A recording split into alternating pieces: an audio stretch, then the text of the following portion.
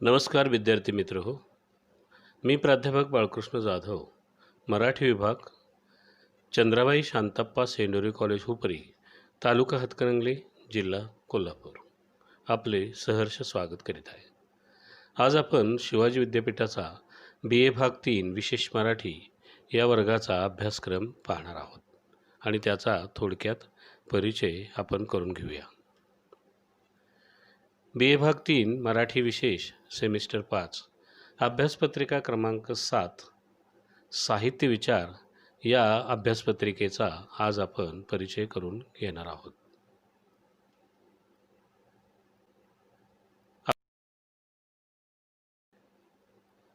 विभाग 1 साहित्याचे स्वरूप.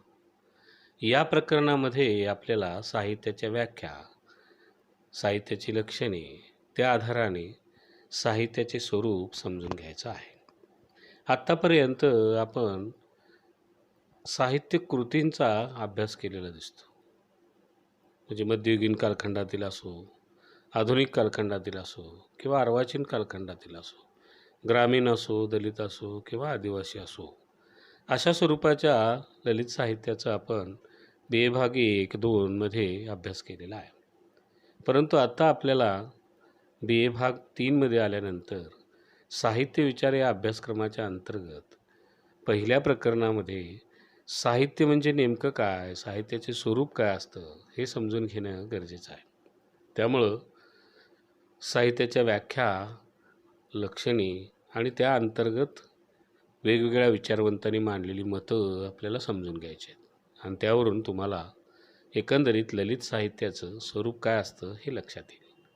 आता या प्रकरणामध्ये आपल्याला साहित्याच्या व्याख्या किंवा लक्षणं जी केलेली आहेत त्यामध्ये 3 प्रकारचे विचारवंत अभ्यासक्रमासाठी नेमलेले आपल्याला दिसतात. एक म्हणजे पौर्वात्य म्हणजेच संस्कृत विचारवंत.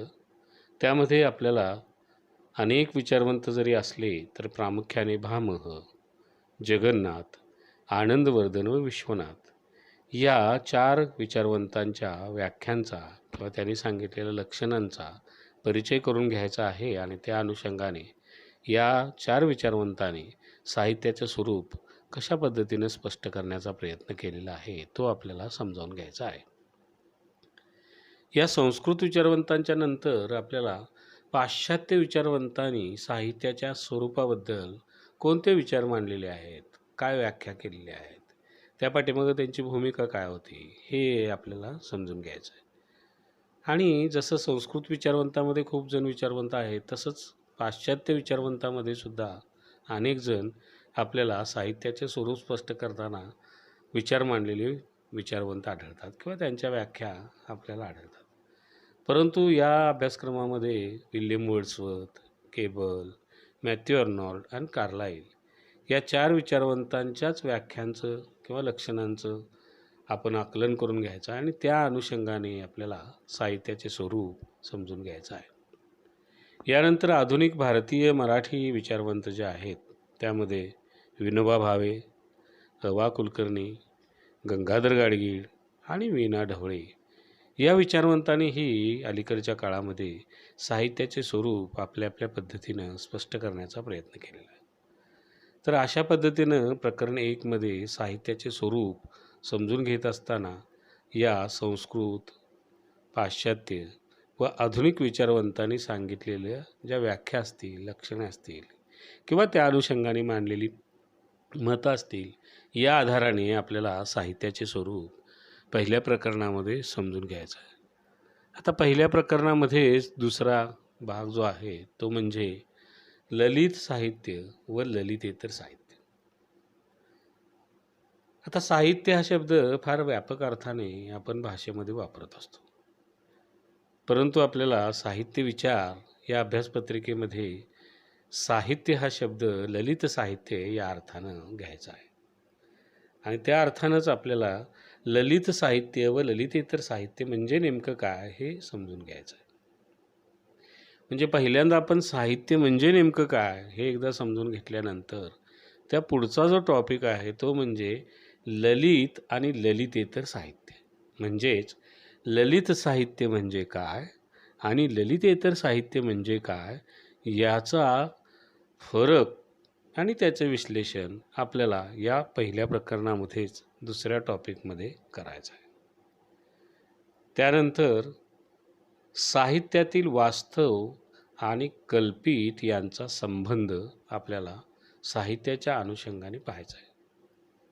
म्हणजे लेखक किंवा कवी आपली साहित्यकृती जेव्हा जन्माला घालतो त्यावेळेला तो समाजातलं वास्तवच एका कल्पनेच्या पातळीवरती आपल्या साहित्याच्या माध्यमातून अधोरेखित करत असतो किंवा अभिव्यक्त करत असतो.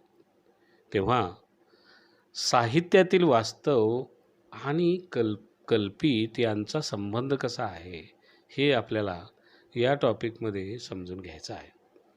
आता त्याच्यावरती जास्त विस्तृत न बोलता आपला फक्त परिचय करून घ्यायचा आहे. त्या वेळेला आपल्याला यावरती सविस्तर अशी चर्चा करायचीच आहे. ठीक आहे, फक्त एवढंच तुम्ही समजून घ्यायचं आहे की लेखकाच्या किंवा कवीच्या प्रतिभाशक्तीद्वारे जी काही कलाकृती निर्माण होते त्या साहित्यकृतीतील वास्तव आणि कल्पित यांचा संबंध कशा प्रकारचा असतो हे आपल्याला समजून घ्यायचं आहे. त्यानंतर ललित साहित्यातून व्यक्त होणाऱ्या अनुभवांचे विशेष म्हणजेच अनुभवांची वैशिष्ट्ये आपल्याला समजून घ्यायची आहेत. आता यातली वैशिष्ट्ये किंवा विशेष जर आपण बघितलं तर ते संवेदनात्मकता, भावनात्मकता, वैचारिकता, सेंद्रियता, याशिवाय समयसूचकता, विशिष्टता आणि विश्वात्मकता ही ती ललित साहित्यातून व्यक्त होणाऱ्या अनुभवांची वैशिष्ट्ये किंवा विशेष असलेली आपल्याला दिसतात. त्याचा आपल्याला क्रमशः अभ्यास करायचा आहे आणि मग त्याचं थोडक्यात एक विश्लेषण म्हणून जाता जाता आपण पाहायला गेलं तर साहित्यातून कवीची किंवा लेखकाची संवेदनशील मानसिकता व्यक्त होत असते किंवा लेखकाचा दृष्टिकोन वैचारिकतेच्या माध्यमातून साहित्यातून स्पष्ट होत असतो किंवा लेखक एखाद्या गोष्टी आपल्याला सूचक अर्थाने सुचवत असतो. अप्रत्यक्षरित्या तो आपल्याला काहीतरी सूचना करत असतो, आपल्याला काहीतरी विचार देत असतो. हे आपल्याला ललित साहित्यकृतीतून सातत्याने घडताना आपल्याला दिसतं. भावना हा तर साहित्याचा अंतरात्माच असलेला आपल्याला पाहायला मिळतो. याचबरोबर साहित्याची विशिष्टता म्हणजे साहित्य हे मानवी जीवनाचा आरसा जरी असलं तर मानवाच्या एकंदरीत जीवनावरती ते निर्माण होत नाही, तर मानवाच्या जीवनामध्ये घडणाऱ्या आणि विशेष असणाऱ्या जीवनानुभूतीवरतीच किंवा समाजातील घटनावरतीच लेखक आपल्या साहित्यकृतीची निर्मिती करत असतो. या दृष्टीनं ललित साहित्य हे एका माणसाच्या जीवनाच्या विशिष्ट अशा घटकांचं प्रतिनिधित्व करत असतं किंवा कवीच्या विशिष्ट अशा भावनेचं प्रतिनिधित्व करत असतं. या अंगानं आपल्याला ललित साहित्याचे अनुभव विशेष समजून घ्यायचे आहेत. आता हे ओघवता आपण त्याचा थोडक्यात तुम्हाला परिचय व्हावा, किमान पक्षी परिचय व्हावा, त्याची उदाहरणं वगैरे आपण या सगळ्या घटकांच्या संदर्भामध्ये अनुभव विशेषांच्या संदर्भाने आपण करणार आहोत. आता विश्वात्मकता हे एक ललित साहित्याचं वैशिष्ट्य आहे. म्हणजे त्याचं एक उत्तम उदाहरण म्हटलं तर आपल्याकडच्या संत साहित्याचं घेता येईल.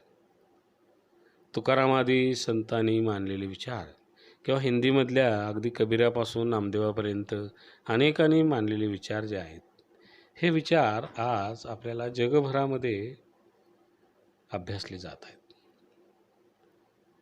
नुसत्या संत साहित्याच्या बाबतीतच घडतं असं नाही, तर जगातल्या कोणत्याही साहित्यकृतीमध्ये जर मानवी जीवनाचं वैश्विक चित्रण करण्याचं सामर्थ्य असेल तर तुम्हाला त्या साहित्यकृतीला एक विश्वात्मकता प्राप्त होते असं आपल्याला लक्षात येईल. म्हणून विल्यम शेक्सपियर यांची कविता किंवा नाटकं किंवा विल्यम वर्ड्सवर्थ यांच्या कविता, अशा कितीतरी जणांच्या कविता कितीतरी पातळीवरती आपण अभ्यासात असतो. खरं तर विल्यम शेक्सपियर यांचा काळ म्हणजे आपल्या तुकाराम महाराजांचा काळ आहे, पण आजही विल्यम शेक्सपियर यांचे नाटकं आपण अभ्यासतो आणि ती विश्वात्मकतेचा आपल्याला एक काहीतरी संदेश देतात. म्हणजे यांचं साहित्य किंवा यांची कविता ही देश, काल, धर्म, जात, परंपरा या सगळ्याच्या पलीकडे जाऊन एक विश्वात्मकताच धारण करताना दिसते. म्हणून अशा लेखकांच्या साहित्यकृतीतून एक विश्वात्मकतेचा विशेष आपल्याला पाहायला मिळतो. आणि या अंगानं आपण या साहित्यकृतीतून व्यक्त होणाऱ्या अनुभवविशेषांचं अध्ययन करायचं आहे.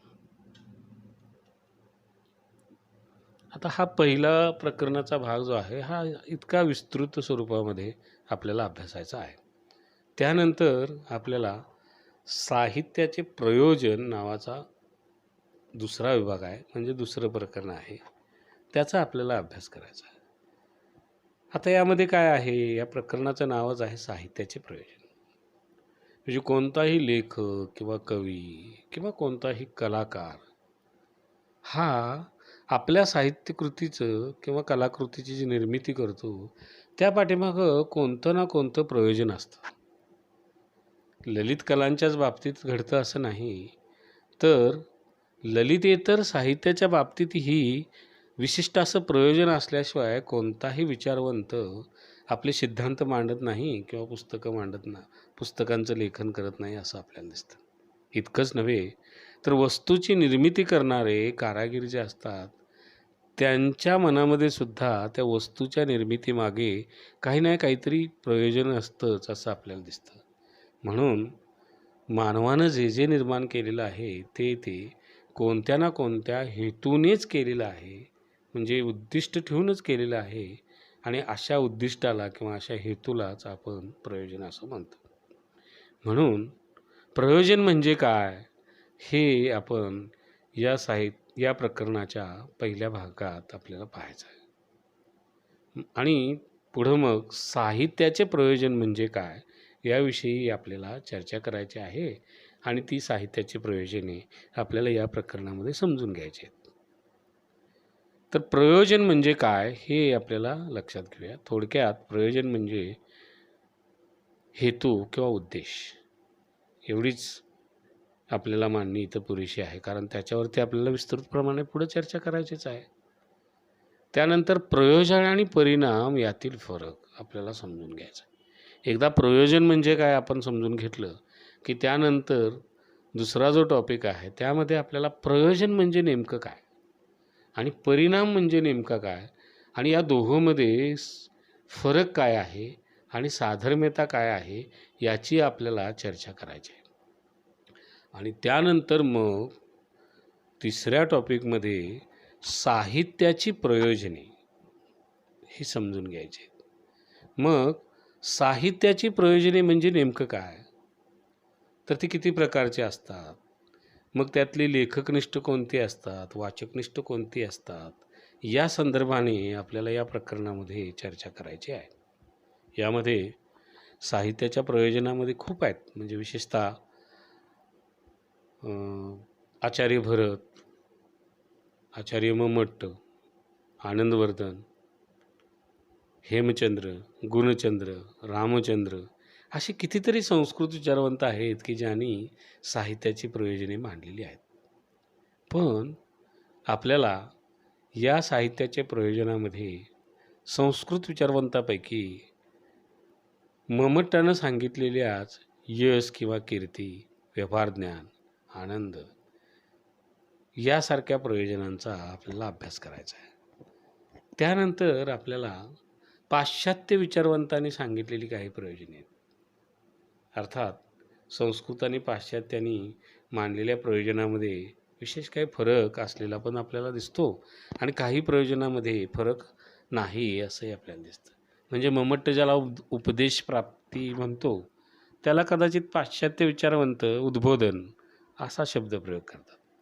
किंवा आनंद हे तर साहित्याचं प्रयोजन पाश्चात्य आणि संस्कृत विचारवंतांनी अग्रस्थानीच धरलेलं आहे. त्यामुळं संस्कृत विचारवंत आणि पाश्चात्य विचारवंतांनी सांगितलेली साहित्याची प्रयोजने आपण पाहणार आहोत. त्यापैकी यश, कीर्ती, व्यवहारज्ञान, उद्बोधन, आनंद ही प्रयोजने विशेषतः संस्कृत उच्चारवंतांनी पण मांडलेली आहेत आणि त्यातलं आनंद आणि उद्बोधन अर्थात मम्मट ज्याला उपदेश प्राप्ती वगैरे म्हणतो, या अर्थानं पाहिलं तर ते संस्कृत उच्चारवंतांनी मांडलेलं आहे आणि तसंच ते पाश्चात्यांनी पण मांडलेलं आहे. पण खास अशी पाश्चात्यांनी मांडलेली प्रयोजनामध्ये तुम्हाला असं लक्षात येईल की आत्माविष्कार, जिज्ञासापूर्ती, जीवनानुभूती, इच्छापूर्ती किंवा स्वप्नरंजन आणि पलायनवाद.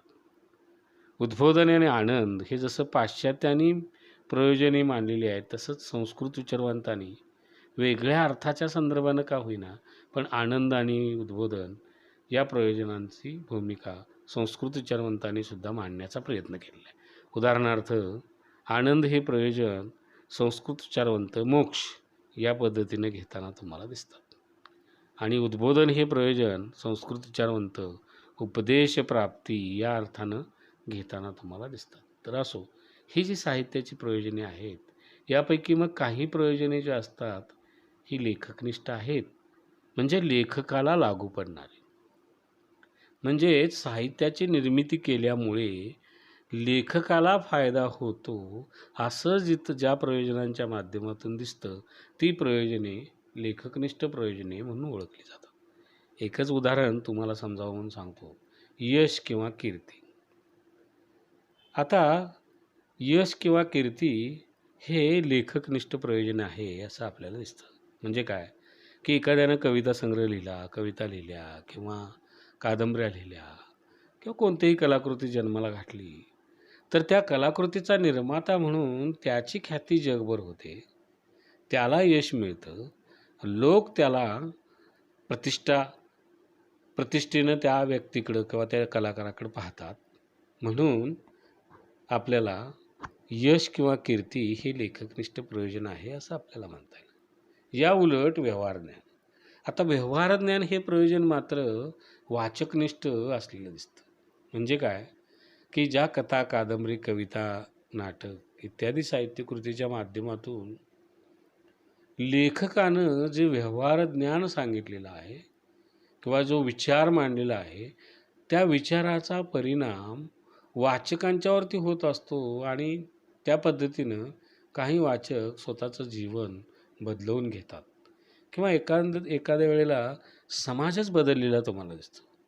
म्हणजे एकेकाळी जातपात, धर्मभेद, अंधश्रद्धा, वर्णव्यवस्था, स्पृश्यता या गोष्टी कमालीच्या पातळीवरती धर्माचा एक भाग म्हणून पालन करणारा आपला समाज संतांनी निर्माण केलेल्या साहित्यामुळे बदललेला तुम्हाला दिसतो.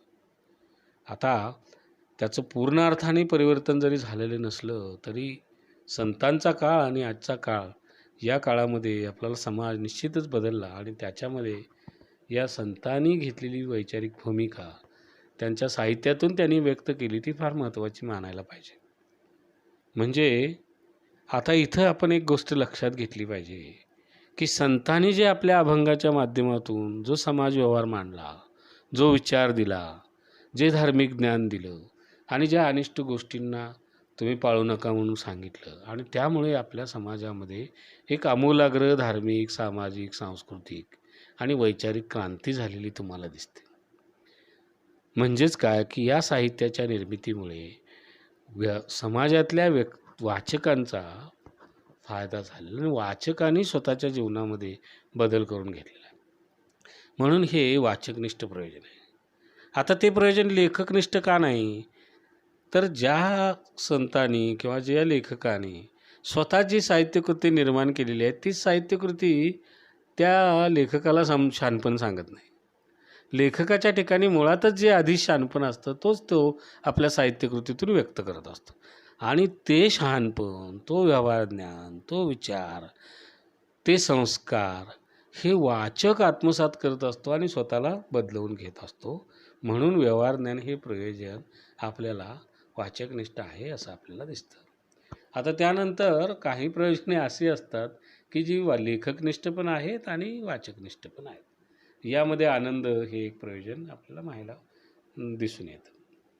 म्हणजे आता साहित्यकृती लिहिण्याचा आनंद लेखक म्हणून लेखकाला होतो किंवा कवीला होतो आणि एक चांगली साहित्यकृती वाचल्याचा आनंद हा वाचकाला होत असतो. त्यामुळे आनंदसारखे प्रयोजन जे आहे हे लेखक आणि वाचक ह्या दोघांनाही लागू पडणारं प्रयोजन आहे. अशा पद्धतीनं आपल्याला या सगळ्या प्रयोजनांचा अभ्यास करायचा आहे आणि या प्रयोजनांचं स्वरूप कसं असतं ते आपल्याला पाहायचं आहे. आणि मग यामध्ये संस्कृत विचारवंतांनी मांडलेली काही प्रयोजने आहेत आणि पाश्चात्य विचारवंतांनी काही मांडलेली प्रयोजने आहेत. अशी एकंदरीतरित्या 9 प्रयोजनांचा आपल्याला अभ्यास करायचा आहे. आता तिसरं प्रकरण जे आहे ते अत्यंत महत्त्वाचं प्रकरण आहे असं मला वाटतं. आता आत्तापर्यंत आपण काय पाहिलं तर पहिल्या प्रकरणामध्ये साहित्य कशाला म्हणायचं, साहित्याचं स्वरूप काय असतं, मग ललित साहित्य आणि ललितेतर साहित्य म्हणजे नेमकं काय आणि त्याचं स्वरूप काय असतं, त्या अनुषंगाने केलेल्या व्याख्या वगैरे आपण पहिल्या प्रकरणामध्ये पाहायचं आहे.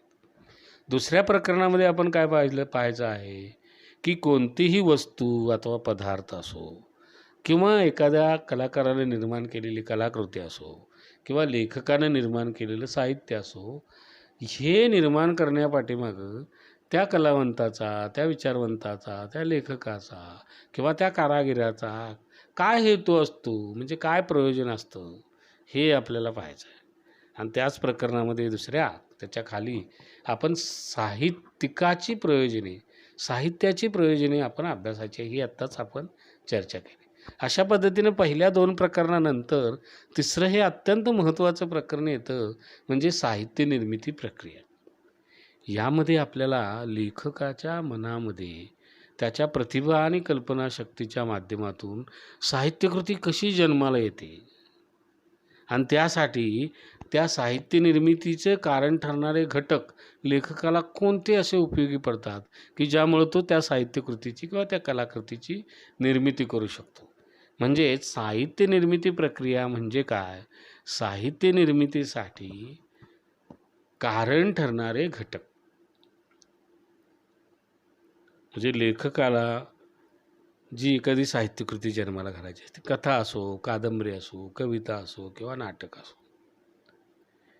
यासारख्या साहित्यकृतींची निर्मिती करण्यासाठी त्याच्यामध्ये कोणत्या अशा शक्त्या असतात की ज्यामुळे तो साहित्य जन्माला घालू शकतो. कारण प्रतिभावंताच्या बाबतीत असं म्हटलं जातं की लाखात एखादा प्रतिभावंत कवी किंवा लेखक किंवा कलावंत जन्माला येतो आणि तो साहित्याची निर्मिती करतो. तेव्हा अशा कलावंत माणसाच्या ठिकाणी कोणते असे घटक असतात की ज्यामुळे त्याला साहित्य निर्मिती करता येते. आणि म्हणून या अनुषंगाने पहिल्यांदा साहित्य निर्मितीचे स्वरूप आपण पाहायचे आहे आणि मग साहित्य निर्मितीच्या शक्ती कोणत्या आहेत ते आपल्याला पाहायचे. अर्थात प्रतिभा, बहुश्रुतता आणि अभ्यास ह्या एक महत्त्वाच्या साहित्य निर्मितीच्या शक्ती मानल्या गेलेल्या आहेत. त्याच्या जोडीला कल्पनात्मकता हेही आहेच. पण प्रतिभाशक्तीमुळेच कल्पनाशक्ती जन्म घेते असं मानलं गेलेलं आहे. त्यामुळं प्रतिभा, बहुश्रुतता आणि अभ्यास या 3 गोष्टींना संस्कृत विचारवंतांनी अधिक महत्त्व दिलेलं आपल्याला पाहायला मिळतं. म्हणजे कोणत्याही कलावंताजवळ जर प्रतिभाशक्ती नसेल, बहुश्रुतता नसेल आणि अभ्यास नसेल तर त्याच्याकडून कोणत्याही साहित्यकृतीची निर्मिती कलावंताकडून होऊ शकत नाही. म्हणून त्या प्रमुख 3 गोष्टी आहेत की ज्यामुळे साहित्याची निर्मिती कलावंत किंवा लेखक, कवी करू शकतो. असं ते साधारणपणे या प्रकरणाचा भाग आहे. आता साहित्य निर्मितीच्या त्या सगळ्या शक्त्या आहेत. त्यामध्ये प्रतिभेचं एक सामर्थ्य मोठं आहे. कारण कोणत्याही कलावंताच्या ठिकाणी जर प्रतिभाशक्तीच नसेल तर तो साहित्य निर्माणच करू शकत नाही. म्हणून प्रतिभेला सर्वाधिक महत्त्व दिलेलं आपल्याला दिसतं. आणि म्हणून प्रतिभा म्हणजे नेमकं काय, तिचं स्वरूप काय आहे, तिची वैशिष्ट्य काय आहेत, हे आपल्याला या प्रकरणामध्ये समजून घ्यायचं आहे. त्यानंतर प्रतिभेचा व्यापार कसा चालतो, म्हणजे प्रतिभाशक्तीच्या माध्यमातून कल्पनाशक्ती कशी विकसित होऊन लेखक आपल्या साहित्यकृतीला कसा जन्म देतो किंवा एखाद्या कलाकृतीला कसा जन्म देतो, या सगळ्या प्रक्रियेला आपल्याला प्रतिभा व्यापार असं म्हणतात. आणि त्याची प्रक्रिया कशी नेमकी लेखकाच्या मनामध्ये चालते, या अनुषंगाने आपल्याला याच्यावरती चर्चा करायची. त्यानंतर प्रतिभेचे अलौकिकत्व. प्रतिभा ही कलावंताला लाभलेली एक अलौकिक शक्ती आहे, असं संस्कृत विचारवंत यांनी विशेष करून मांडलेलं आपल्याला पाहायला मिळते. ती अलौकिक अशा स्वरूपाची शक्ती आहे की ज्याच्याजवळ प्रतिभाशक्ती असते त्यालाच कल्पनेच्या माध्यमातून अनेक अशा कलाकृतींचा जन्म देता येतो. मग तो साहित्यिक असो किंवा संशोधक असो किंवा विचारवंत असो. तो प्रतिभज्ञानाच्या शिवाय आपली ललित कलाकृती किंवा ललितेतर कलाकृती किंवा काही प्रत्यक्षातल्या वस्तू व पदार्थांची निर्मिती प्रतिभज्ञान असल्याशिवाय तो करू शकत नाही. म्हणूनच लेखक किंवा कवींची किंवा शास्त्रज्ञांची किंवा कलावंतांची संख्या कमी असलेली दिसते की ज्यांच्याजवळ अलौकिक अशा प्रतिभज्ञान प्रतिभाशक्ती असते. आणि आपल्याला साहित्यिकाच्या अनुषंगाने प्रतिभेचे अलौकिकत्व काय हे प्राधान्यानं आपल्याला पाहायचं आहे. त्यानंतर प्रतिभा म्हणजे नेमके काय असते, तर अपूर्व निर्मितीक्षम प्रज्ञा म्हणजे प्रतिभा, अशी संस्कृत विचारवंतांनी एक व्याख्या केलेली आहे. आणि मग प्रतिभाशक्ती ही अपूर्व कशी आहे? अपूर्व म्हणजे दुर्मिळातली दुर्मिळ ही कशी आहे, या अंगानं आपण प्रतिभेची स्वरूप किंवा वैशिष्ट्य बघायचं आहे. त्यानंतर काही मानसशास्त्रज्ञांनी प्रतिभा ही वेडाची बहीण असते असं म्हटलेलं आहे. म्हणजे काय की जे लेखक असतात, कलावंत असतात, शास्त्रज्ञ असतात, विचारवंत असतात किंवा अगदी काही कारागीर असतात, हे थोडे लहरी असलेले आपल्याला दिसतात. आणि त्यामुळं काही पाश्चात्य विचारवंतांनी ज्यांच्यामध्ये प्रतिभाशक्ती वास करते त्यांच्या व्यक्तिमत्वामध्ये थोडे वेडेपणाची झाक आढळते, असं काही पाश्चात्य मानसशास्त्रीय विचारवंतांनी भूमिका घेऊन एक सैद्धांतिक विवेचन केलेलं आपल्याला पाहायला मिळतं. आणि म्हणून प्रतिभा ही वेडाची बहीण असं म्हणून एक आपल्याला सब टॉपिक आहे की जी प्रतिभेची स्वरूप वैशिष्ट्ये पाहताना आपल्याला त्याकडं पण थोडंसं लक्ष द्यायचं आहे. पण जाता जाता एवढं तुम्हाला सांगेन की खरंच काही कलावंत विक्षिप्त असतात, काही कलावंत लहरी असतात. अगदी प्रतिभज्ञान असणारा आपल्या गावातला कारागिरामध्ये सुद्धा लहरीपणा आढळतो. पण तुमच्या असं लक्षात येईल की सगळेच कवी किंवा सगळेच लेखक किंवा सगळेच कारागीर की ज्यांच्या व्यक्तिमत्वामध्ये प्रतिभज्ञान वास करतं, असे सगळेच लहरी असतात का? सगळेच विक्षिप्त असतात का? तर नाही, असं आपल्याला म्हणता येईल. काही लेखक कवी किंवा कारागिरांच्यामध्ये हा अवगुण तुम्हाला दिसून येईल किंवा लहरीपणा, विक्षिप्तपणा या गोष्टी दिसतील. पण सगळ्याच कवी लेखकांना ही काही लागू पडणारी गोष्ट नाही. असो, पण प्रतिभा ही एक वेडाची बहीण म्हणून पाश्चात्य मानसशास्त्रज्ञांनी एक समीक्षा सैद्धांतिक मांडणी केलेली आहे. त्याची आपण समीक्षा करायची आहे, त्याचे एक आपण विश्लेषण करायचं आहे की बाबा खरं आहे का खोटं आहे. तर ते सगळं संदिग्ध असलेलं तुम्हाला दिसते की असे काही कवी आणि कलावंत असतात की जे खरोखरच विक्षिप्त लहरी म्हणजे ज्यांच्यामध्ये वेडेपणाची झाक आढळेल अशा स्वरूपाचे असतात. परंतु कितीतरी लेखक, विचारवंत, कलाकार, कारागीर असे आहेत की जे सर्वसामान्य माणसासारखंच एक वर्तन समाजामध्ये करताना दिसतात. तुमच्या आमच्यामध्ये मिसळतात, समजून घेतात. तर असो, हा एक सिद्धांत आहे थोडासा मानसशास्त्रीय विचारवंतांनी मांडलेला आणि त्या अनुषंगाने आपण थोडंसं विश्लेषण करणार आहोत. सगळ्यात महत्त्वाचं म्हणजे प्रतिभा, बहुश्रुतता आणि अभ्यास ही 3 प्रयोजने जी आहेत हे आपल्या प्राचीन संस्कृत विचारवंतांनी मांडलेली साहित्य निर्मितीची शक्ती आहेत असं आपल्याला म्हणतं, म्हणजे घटक आहेत. ठीक आहे.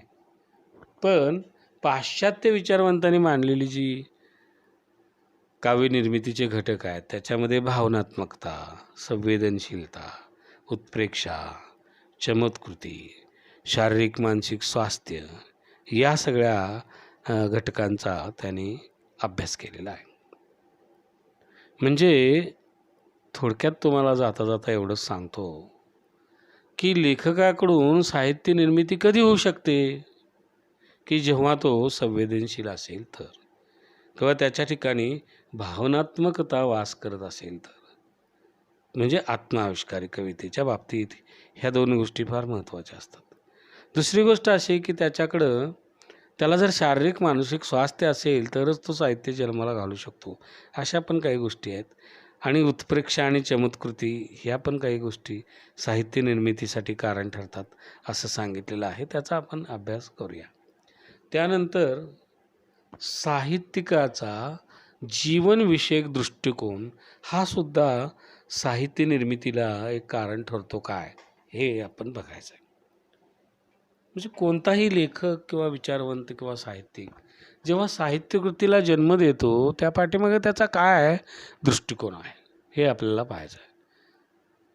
आता तसं पाहायला गेलं तर एक जीवनवादी लेखकांचा गट सगळ्या जगभर असलेला आढळतो आणि कलावादी लेखकांचा किंवा कवींचा गट एक जगभरामध्ये असलेला आढळतो. म्हणजे उदाहरणच द्यायचं झालं तर एक दोन उदाहरणं देऊन मी तुमच्या या सगळ्या गोष्टीबद्दल आपण पुढं चर्चा करणारच आहोत. तर वि स खांडेकर हे एक जीवनवादी दृष्टिकोन ठेवून लिहिणारे लेखक होते. याउलट नाशी फडके हे कलावादी दृष्टिकोन ठेवून साहित्य लेखन करणारे लेखक होते. आता हे दोघेही कोल्हापुरातले एक महत्त्वाचे साहित्यिक त्यावेळच्या काळामध्ये होते आणि त्या काळात जीवनवादी की कलावादी अशा प्रकारचा जीवनवादी आणि कलावाद्यांच्यामध्ये हा एक मोठाच संघर्ष, वैचारिक संघर्ष झालेला आपल्याला पाहायला मिळतो. जीवनवाद्यांचं मत असं होतं की साहित्याची निर्मिती हे व्यक्तीचं प्रबोधन करण्यासाठी, त्याच्या मनावरती संस्कार करण्यासाठी किंवा त्याला एक जीवनविषयक दृष्टिकोन प्राप्त करून देण्यासाठी कवीनी किंवा लेखकांनी आपल्या साहित्यकृतीला जन्म दिलं पाहिजे. असा एक जीवनवादी साहित्यिकांचा दृष्टिकोन होता, ज्याच्यामध्ये वि स खांडेकरांचा एक प्राधान्यानं उल्लेख करावा लागेल, की ज्यांच्यामध्ये महात्मा गांधींच्या विचाराचा एक मोठा प्रभाव होता आणि त्यामुळे त्यांच्या साहित्यामधली सगळी पात्र, नायक वगैरे तुम्हाला एक आदर्शवादी अशा स्वरूपाचे असलेले दिसतील. याउलट नाशी फडके यांचा दृष्टिकोन हा कलावादी होता. ते म्हणतो ते साहित्याचा एक मुख्य उद्देश किंवा दृष्टिकोन हा आनंद देणं हा असावा. त्यांना उगीच स्वतःच जीवन जगत असताना दैन्य, दास्य, दारिद्र्य, दुःख अनेक समस्यांनी ग्रसित असणाऱ्या समाजाला पुन्हा काहीतरी जीवनविषयक दृष्टिकोन देऊन त्यांना काहीतरी शानपणं सांगत बसण्यात काही अर्थ नाही, अशी एक भूमिका कदाचित त्यांची होती. आणि ते म्हणले की साहित्यकृती ही मुळातच एक कलाकृती आहे आणि कलाकृती ही वाचकाला किंवा लेखकाला निर्मितीचा आनंद देते आणि वाचकाला त्यानं वाचनाच्या माध्यमातून एक मनोरंजन किंवा आनंद त्याला मिळावा, हाच दृष्टिकोन साहित्यकृतीचा असावा. उगीच समाजाला शानपण सांगण्याच्या फंदात काही लेखकांनी पडू नये अशा स्वरूपाची भूमिका या कलावादी लेखकांची असलेली तुम्हाला दिसते. असो, आपण त्याची चर्चा सविस्तर त्या अनुषंगाने पाहणार असो. हे सगळं जे मी विश्लेषण केलं हे ढोबळ मनानं केलेलं एक थोडासा परिचय म्हणून आपण तो केलेला आहे असं आपल्याला दिसतं. त्यानंतर प्रकरण 4, आता अभ्यासपत्रिका 7 साहित्य विचारामध्ये हा शेवटचं प्रकरण आहे, अलंकार. संस्कृत विचारवंतांनी आपल्याला अलंकाराला फार महत्त्व साहित्य निर्मितीमध्ये दिलेलं आपल्याला पाहायला मिळतं आणि त्यामुळे संस्कृतमध्ये अलंकारशास्त्र नावाचा एक वेगळा विभागच एक मोठा अभ्यासाचा विषय असलेला तुम्हाला दिसतो. आणि याच्यामध्ये भाम हा एक महत्त्वाचा संस्कृत विचारवंत, अलंकारवादी विचारवंत म्हणून मानला जातो. अर्थात भाम हा एकटाच अलंकारवादी विचारवंत जरी असला तरी अलंकार प्रचूर भाषेच्या माध्यमातून साहित्य निर्मिती करणं हा एक अविभाज्य घटक ललित साहित्याचा मानला गेलेला होता. आणि त्यामुळं भामहानं अलंकारवादी भूमिका घेतली म्हणून दुसऱ्याने ती घेतली नाही असं काय नाही. किंवा उदाहरणार्थ काही जणांनी आता अर्थात वामनानं जो रीतिविचार मांडला, रीती म्हणजे स्टाईल किंवा शैली, एक विशिष्ट पद्धतीने लिहिण्याची पद्धती.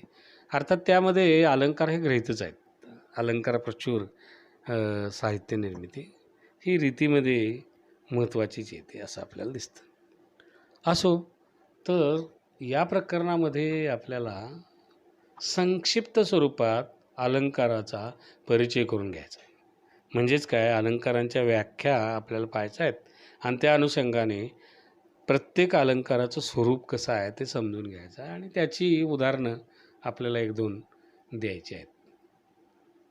म्हणजे थोडक्यात काय, अलंकाराची व्याख्या, त्याचं स्वरूप आणि त्या अनुषंगाने 1-2 उदाहरणं देऊन आपल्याला अलंकाराचं स्वरूप यामध्ये स्पष्ट करायचं आहे.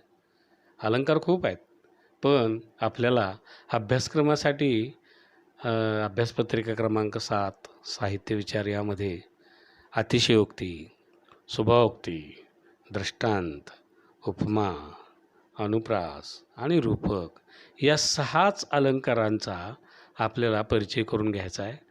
त्यांचं स्वरूप काय आहे ते समजून घ्यायचं आहे. अनेक विचारवंतांनी त्या अलंकाराची केलेली व्याख्या जी आहे ती आपण समजून घ्यायची आहे आणि त्याचं 1-2 उदाहरण आपण कवितेच्या अंगानं पाहायचं आहे. आणि अशा पद्धतीनं हा विभाग 4 जो अलंकाराच्या अभ्यासाच्या संदर्भामध्ये आहे.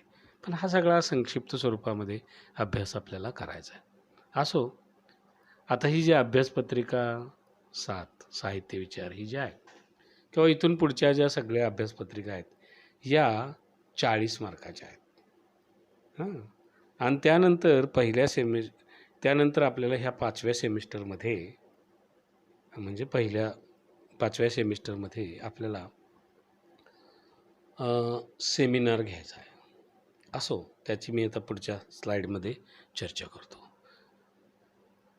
प्रश्नपत्रिकेचं स्वरूप कसं असणार आणि गुण विभागणी कशी असणार अशी ती चर्चा असेल.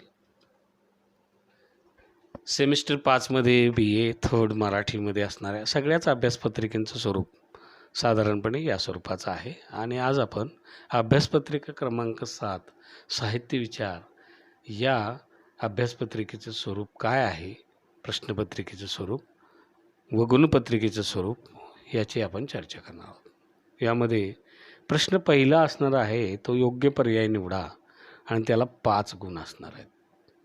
त्यानंतर प्रश्न दुसरा असणार आहे अंतर्गत विकल्पासह दीर्घोत्तरी प्रश्न आणि त्याचे गुण असणार आहेत 15. अंतर्गत विकल्पासह म्हणजे काय की 2 प्रश्न असतील विचारलेले एकमेकाला और, त्यापैकी तुम्हाला एकच प्रश्न लिहायचा आहे आणि तो 15 गुणांसाठी असेल. त्यानंतर प्रश्न क्रमांक 3 अंतर्गत विकल्पासह लघुत्तरी प्रश्न तुम्हाला विचारले जातील. म्हणजे कदाचित तुम्हाला इथं वरच्यासारखंच हे आहे, म्हणजे 2 प्रश्न विचारले जातील एकमेकाला और 10 मार्कासाठी असतील किंवा तुम्हाला 4 विचारले जातील त्यापैकी तुम्ही 2 लिहू शकता. अंतर्गत विकल्प असतील 4 विकल्प असतील त्यापैकी कोणतेही द्या, 2 लिहा असंही असू शकेल किंवा 2 असतील त्यापैकी 1 लिहा असंही असू शकेल. बघूया आपण. त्यानंतर प्रश्न 4 अंतर्गत विकल्पासह लघुत्तरी प्रश्न आणि हे फक्त अलंकार या घटकावरती असतील. म्हणजे आता उदाहरणार्थ आपल्याकडं 6 अलंकार आहेत, त्या 6 अलंकारापैकी कदाचित 4 अलंकार तुम्हाला विचारले जातील, म्हणजे 4 अलंकार विचारले जातील नक्की 4 आणि त्यापैकी तुम्हाला 2 अलंकारावरती लिहायचं आहे. म्हणजे काय तर त्याची व्याख्या सांगायची आहे, त्याचं स्वरूप स्पष्ट करायचं आहे आणि त्याची उदाहरणं द्यायची आहेत. अशा पद्धतीनं तुम्हाला हे प्रश्न असतील. अलंकार या घटकावर मात्र वस्तुनिष्ठ प्रश्न असणार नाहीत. वस्तुनिष्ठ प्रश्न असणार नाहीत हे आपण लक्षात घेतले पाहिजे. पहिल्या त्या 3 प्रकरणावरतीच ते असतील. चौथ्या विभागाचा वस्तुनिष्ठ प्रश्नासाठी विचार केला जाणार नाही.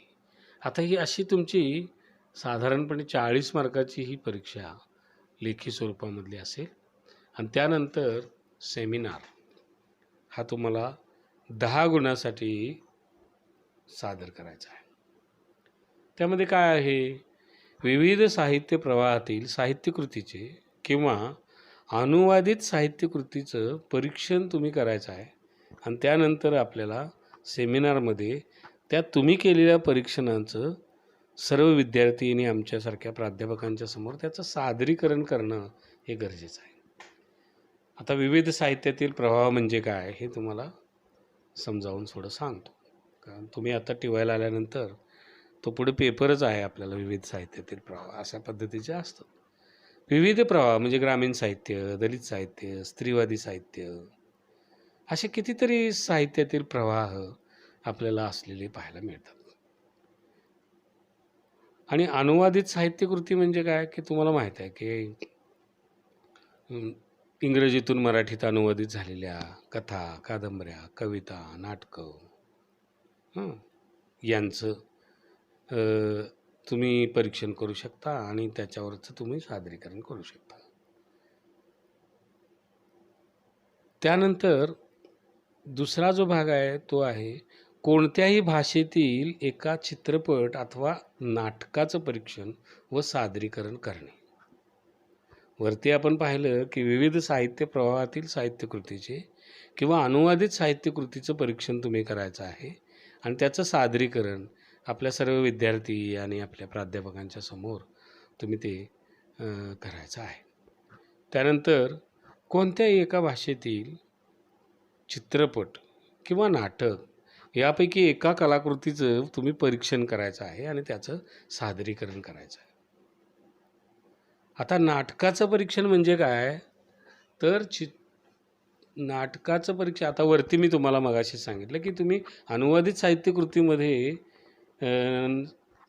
कथा, कादंबरी, कविता, नाटक या साहित्यकृतीचं परीक्षण करू शकता म्हणजे पुस्तकाचं वगैरे तुम्ही करू शकता. पण इथं कसं आहे हे दृकश्राव्य माध्यम आहे. चित्रपट हा दृकश्राव्य माध्यम आहे. तसं नाटक हे पण दृकश्राव्य माध्यम आहे पण त्याची स्क्रिप्टच्या स्वरूपामध्ये सुद्धा आपण तिला अभ्यासतो. पण इथं मात्र आपण एक गोष्ट लक्षात घेतली पाहिजे की ज्या नाटकाचे प्रयोग झालेले आहेत या प्रयोगाचं परीक्षण तुम्हाला करायचं आहे. म्हणजे चित्रपट जसा आपण बघून त्याचं परीक्षण करायचं आहे तसं नाटक हे बघून मग टी व्हीवरती किंवा प्रत्यक्ष बघून त्याच्या प्रयोगाचं परीक्षण तुम्हाला सादर करायचं आहे असं आपण लक्षात घेतलं पाहिजे.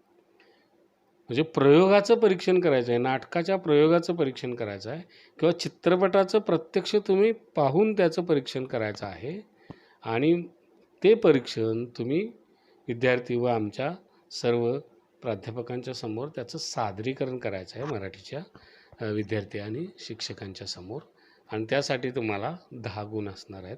अशा पद्धतीनं अभ्यासपत्रिका क्रमांक 7 साहित्य विचार याची लेखी परीक्षा असणार जी आहे ती 40 मार्काची आहे आणि 10 मार्काला तुम्हाला सेमिनार असणार आहे. आणि याच पद्धतीनं इतर अभ्यासपत्रिकांचं स्वरूप विशेषतः प्रश्नपत्रिका आणि गुणपत्रिकेचं स्वरूप जे आहे याच पद्धतीनं असणार आहे. ठीक आहे. धन्यवाद.